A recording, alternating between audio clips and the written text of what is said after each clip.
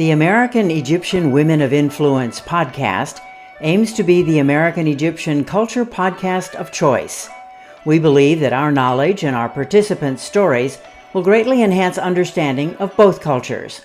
I'm Karen Leggett Aburaya. Noha Georges was raised in Cairo and went to the American University in Cairo, coming to the United States when she was 24.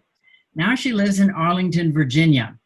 And until just this year, she was the Chief Marketing, Communications, and Pro Bono Officer for Deloitte Risk and Financial Advisory. She has been described by colleagues as passionate, creative, and agile. Welcome, Noha. Glad to have you with us. Thanks for having me. You've written that as a child you were passionate about English literature and math. How did those twin passions lead you to career choices that brought you to the United States? Oh my goodness. It was all about combining the two, and it's all about problem solving. It's all about thinking through an issue, looking for challenges and how to solve them. And honestly, the biggest thing for me was, okay, well, what's my next challenge? What do I want to, conquer? And the U.S. sounded like a great idea. So I decided, let's just pack my bags and I graduated from the American University in Cairo, so it wasn't like I was used to dealing with Americans. It wasn't a cultural shock, but it got me thinking that it's time to, explore new opportunities and challenges. And you stuck around for a while. I certainly have. I've been here for over 20 years.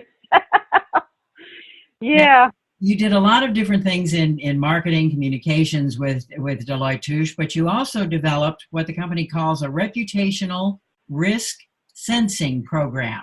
Now, we're all very aware now how companies and businesses are very conscious of their reputations and take all sorts of actions, whether it's to appeal to stockholders or customers, whatever. How did you develop that, and why has reputation become so important to a company's value and sales? So that actually brings back, again, the math and the English. I've always been a communications PR person, and when you think about your brand, you always think about the campaigns that you put out in the marketplace. And then when you think about it, brand is really it's your campaigns, it's the positive, and it's what you are telling the consumer and your stakeholders. Reputation, on the other hand, it's how people perceive you.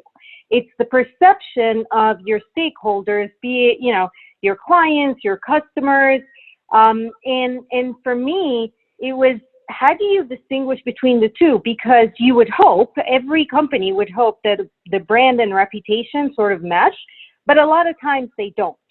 To me, reputation is much more fragile. It's, if anything happens, if you have a crisis, how are you going to manage it? How are you going to tell people the things that you do in the community and explain to folks what is it that you're doing and help shape the narrative that's out there? So for me, right now, reputation is the biggest thing. It's no longer about just the business. It's about the social impact. It's about the social imperative. And having that clear narrative about who you are and your core values as a company, and then, back it up with the reputation that you have in the marketplace is a very powerful thing. Now that connects to you are also the pro bono officer, and a lot of your own work outside of Deloitte was pro bono work and volunteering. What are some of the most significant things you feel you've done and are continuing to do perhaps in volunteering and pro bono work? So my biggest one, which is what I sit on the board right now, it's an organization called Shelters to Shutters. And this organization has helped, I've never heard that term before I joined them, situational homelessness. And situational homelessness is, for anyone who doesn't know it, is that if you have it's like you or me going through a really rough time and all of a sudden you find yourself homeless and you cannot pay your bills. And what we're trying to do is that we're trying to give them a leg up to find a job, equip them with new skills and opportunities to find jobs so that they can have a place to live and work and be self-sustainable. So that to me is like I've done so many pro bono work. I've done so many nonprofit work. I really care very deeply about this cause, especially living in the DC area. Homelessness is a very, very big problem here. Is this a national organization or is it local to Arlington or the DC area? It is a national organization. I'm part of the board for the DC Council. Now, we've talked a lot this year about companies and businesses and NGOs that have had to pivot, do something different, and you're doing that with your own career, right? In mid-career, you're leaving Deloitte and going back to school. Yes, it's somewhat daunting, but also very, very exciting. I just got accepted at Johns Hopkins University. I'm getting my master's in communications. I have, half of my friends tell me that's awesome, that's great, and the other half is like, really?